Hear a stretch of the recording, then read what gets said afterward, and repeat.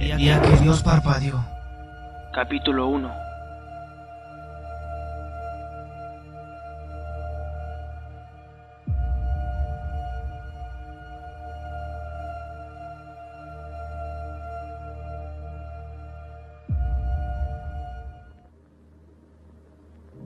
El 25 de marzo, A las 14:57. hora de Greenwich. El mundo se detuvo por 25 minutos y 54 segundos.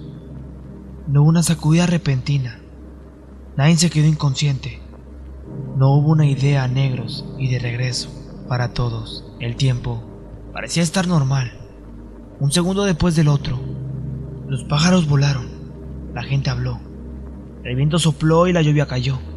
Nada parecía indicar que algo inesperado le hubiera ocurrido a los habitantes del mundo. Para ser capaz de notarlo, debiste tener una opción externa del planeta y sus torpes satélites artificiales. La NASA y las agencias espaciales, por ejemplo, que perdieron comunicaciones satelitales y señales entrantes de casi media hora. Naturalmente, la primer conjetura descansaba en un problema de las computadoras en tierra, pero esto acarrió una pregunta más grande. ¿Un error en una computadora es posible? ¿Todas las computadoras de los centros espaciales alrededor del planeta con la misma falla? ¿Y al mismo tiempo? La siguiente conjetura descansó en la posibilidad de un virus o una brecha de seguridad informática. Un hacker. Un equipo internacional se ensambló con la finalidad de investigar lo que debía ser la mejor y la más gigante operación coordinada de toda la historia. Cuando los primeros reportes de astrónomos confundidos y preocupados comenzaron a arribar, con ellos la verdadera dimensión de lo que en realidad había ocurrido, utilizando datos extraídos de los observatorios telescópicos en Joodle-Brink, Palo Alto, Mount Plains y otros observatorios de todo el mundo, contrastados contra los registros estelares y los modelos computacionales vigentes del vecindario galáctico. Pudo determinarse que durante 27 minutos y 54 segundos la Tierra perdió sincronía con el resto del continuo conocido de espacio-tiempo. El mundo como lo conocemos parpadeó fuera de la existencia durante este lapso y luego regresó sin ningún cambio, como si nada hubiera pasado. Para toda referencia y resumen, durante esa breve ventana de tiempo, todos dejamos de existir. Un equipo de investigación internacional fue reasignado. Se firmó un cheque en blanco, poniendo a disposición el máximo de recursos y atrayendo a las mayores mentes de todos los campos científicos para investigar este hecho bajo la mayor confidencialidad posible. Nadie necesitó una explicación del pánico resultante de volver esta información pública antes de encontrar una racional y ojalá que tranquilizante explicación. Aquellos que no deseaban guardar silencio fueron invitados a colaborar con métodos menos ortodoxos, al margen de los distintos nombres códigos asignados a los equipos de investigación. Aquellos involucrados en el hecho comenzaron a llamar a la anomalía con cierto tono cómico el día que Dios parpadeó. En conversaciones casuales entre los miembros del proyecto, eventualmente eso terminó siendo acotado bajo el término del parpadeo. Tras 6 toques de timbre, Ben finalmente abrió la puerta. «Mark, ¿qué haces aquí? Tú me invitaste. Ah, qué extraño. Y la razón era, bueno, de todas formas, es bueno verte. Pasa». Conozco a Ben desde que somos niños. Fuimos a la misma escuela por un tiempo, antes de que su coeficiente lo llevara a escuelas especiales, y de ahí, bueno, a esto nos mantuvimos en contacto.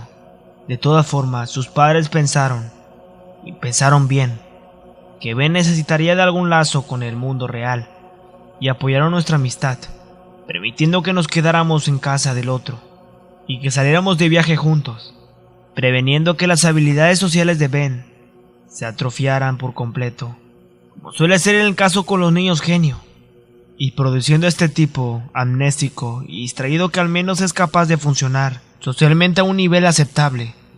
Los dos terminamos en servicios informáticos, por supuesto, a niveles bastante diferentes. Yo tomé el camino de soporte técnico, casi siempre mantenía sistema de bases de datos para un grupo de pequeñas compañías independientes. Aburrido, sí, pero bien pagado, al punto que me permitía viajar. Él, por otro lado, trabajó de manera independiente, prefiriendo trabajar siempre desde su fortaleza de la soledad, como él mismo la llama, refiriéndose a sí mismo como un asesor experto. Su trabajo siempre fue mucho más variable y complejo, aunque nunca ha admitido abiertamente que suele hackear. Cuenta con el suficiente conocimiento técnico y la experiencia. Ha sido empleado de Google, ha trabajado para Microsoft y para IBM.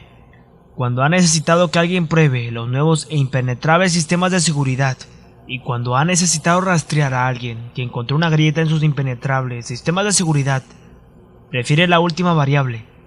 Le gusta la intriga de la persecución y la paga era mucho mejor. Lo que era menos conocido era el trabajo que solía hacer fuera del registro, para entidades como el Departamento de Defensa y la Agencia de la Seguridad Nacional. Llegó a admitir que era más bien una suerte de alianza. Por un lado, echaban mano de su inteligencia y su capacidad.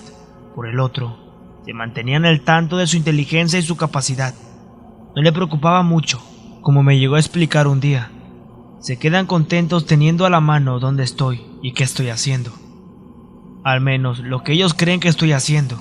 Al final de la confesión, sonreiría y me pasaría una hoja impresa con el último correo decodificado que había interceptado.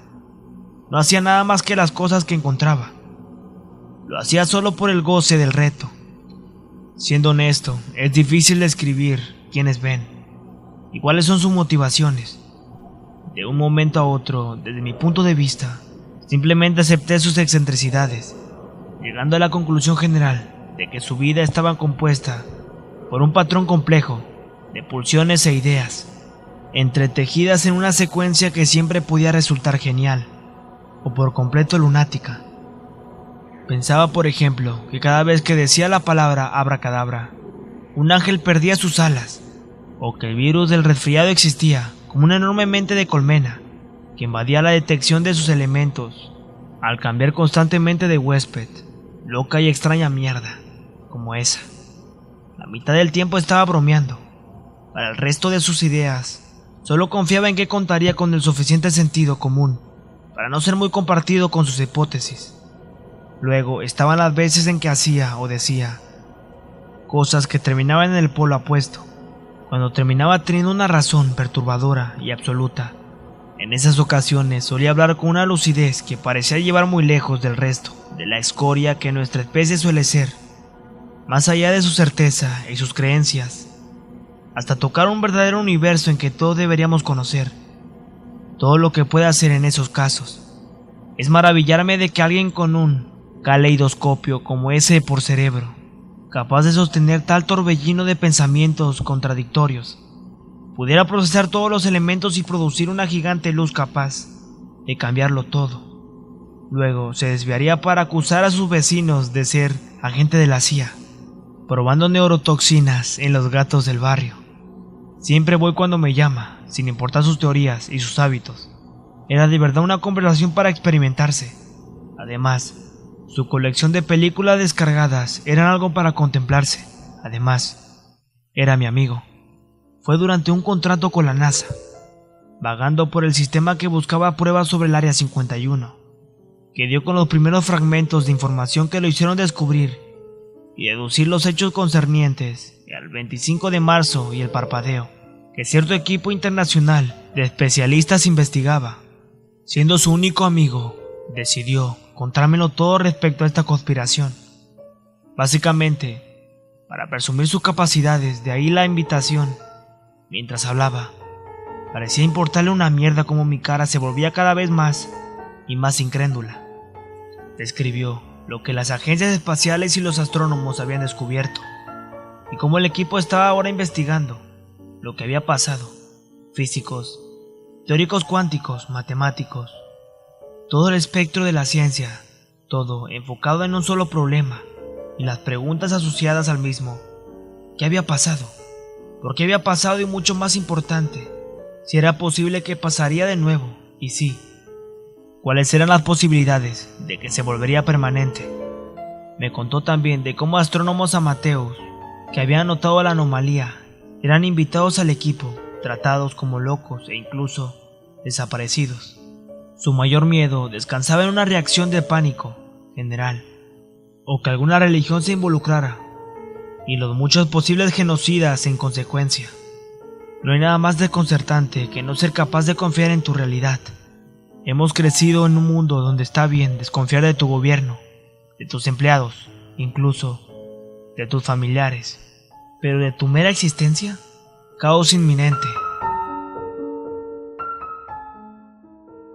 Entidades como el CERN han sido puestas en un protocolo de hiato permanente. Nadie tiene pruebas de que los experimentos conducidos ahí sean la causa, pero supongo que tenían que apuntar el dedo a algún lado, al menos hasta contar con más evidencia. Hay un montón de hipótesis en proceso en este momento, pero nada de experimentos. Debe ser cuestión de tiempo antes de que inviten a los guionistas de Doctor Who para colaborar en una explicación plausible.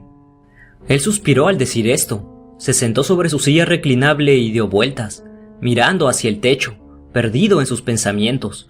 Fue deteniéndose poco a poco, hasta que me volvió a mirar y vi como uno de sus ojos se cerraba en un tic. Y al otro lado de la balanza tienes a todas las religiones. Pausó de nuevo, mirando a su escritorio lleno de cosas. Comenzó a ensamblar una pequeña torre con piezas de lo que parecía una computadora. Conforme fue elevándose, continuó. ¿Recuerdas el catecismo? Las historias me encantaban. Las moralejas eran otra cosa, pero las historias. La Torre de Babel, por ejemplo. Libros, discos duros, barras de chocolate, revistas y otros elementos sacados del costal de un científico loco. Todo lo que pudiera alcanzar con las manos, acumulándose en una estructura que, poco a poco, fue alcanzando la altura de su cabeza, en un equilibrio un tanto dudoso. Intentaba sonar como un viejo pregonando. El hombre, enfermo de ubris, decidió construir una torre hasta Dios para poder conversar con él. Dios, por su parte, en su gloriosa sabiduría, decidió que el hombre no debería de lograr esto y tomó medidas para rectificarlo. Así que maldijo a la humanidad con miles de lenguas. Mientras él me decía esto, sus ojos nunca se movieron de su torre. Todo proyecto o esperanza de paz ha sido siempre arruinada por la incapacidad de la gente de nuestra especie para entenderse a sí misma. Tal vez nos estamos rebasando de nuevo, con eso del bosón de Higgs. Tal vez Dios ha decidido que quiere algo de espacio personal de nuevo. Siempre ha sido algo egoísta con sus trucos y sus planes, después de todo. Luego de decir eso, le dio un empujoncito con el dedo, casi en la cúspide. Su torre se hizo pedazos contra la mesa y el suelo. Esperó hasta que el sonido de la caída hubiera cesado. Tal vez el parpadeo, como lo llaman, sea Dios, mandándonos el memo sobre sus derechos de autor, antes de que tengamos que asumir las consecuencias. En ese momento él sonrió, su ateísmo asomó de pronto. Personalmente, mirando a los datos acumulados, creo que las respuestas están en otro lado. Me disculpé para atender mi teléfono. Salí de su casa y apagué la alarma, que siempre programaba más o menos a esta hora, para despejar la cabeza un rato y sacudirme lo que fuera de lo que estuviera inundado. Cuando regresé, su cabeza se encontraba sumergida al costado de la torre de una PC, ahora colocada en el escritorio en donde realizaba labores mecánicas. Estuvimos callados durante un tiempo, el silencio apenas interrumpido con su tarareo incesante desde adentro del aparato. De pronto, comenzó a hablar de nuevo, desde ahí dentro.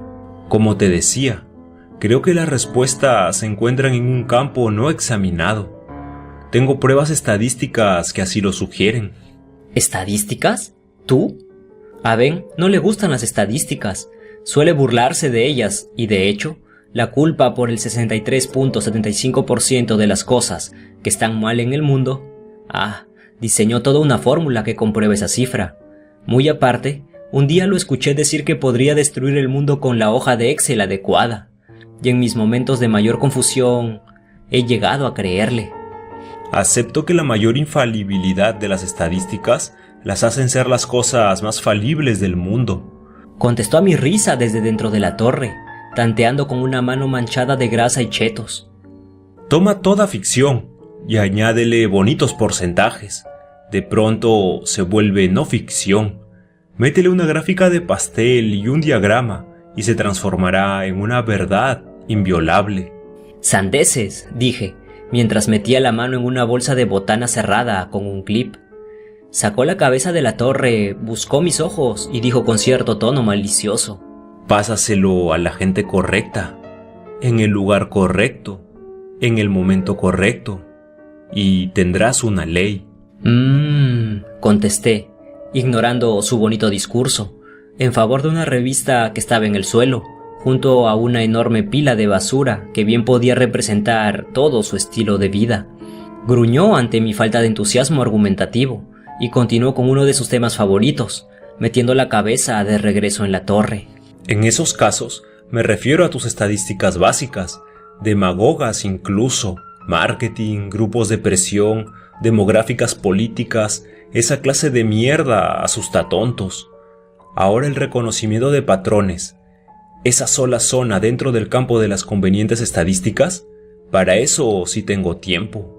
Asomó de nuevo, miró hacia su escritorio y manoteó debajo de un montón de hojas impresas.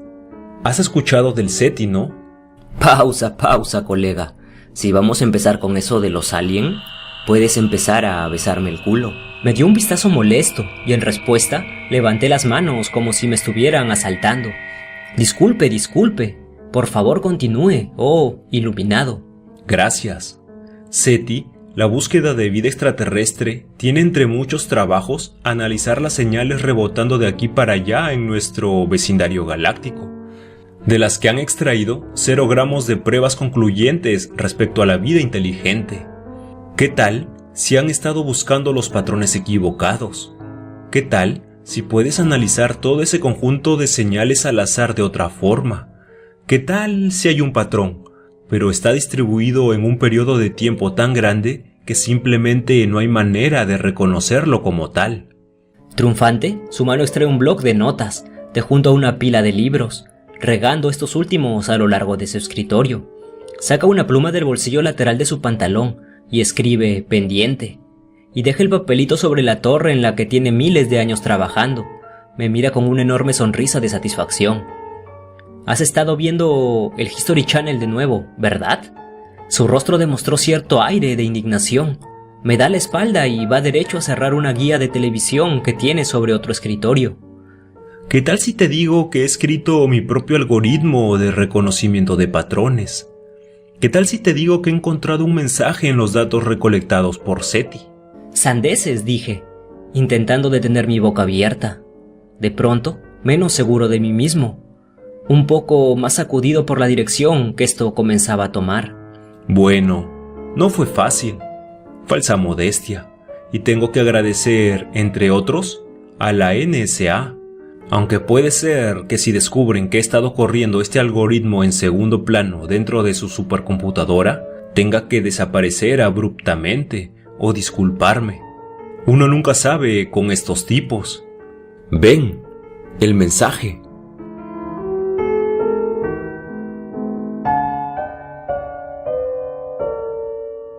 El día que Dios parpadeó. Capítulo 1. Espero y te haya gustado este primer capítulo. Te invito a que te suscribas al canal de Rigor Mortis, ya que el capítulo número 2 de esta saga se estará subiendo en su canal. Mi nombre es Daniel Suárez Vega y nos vemos. Hasta la próxima historia.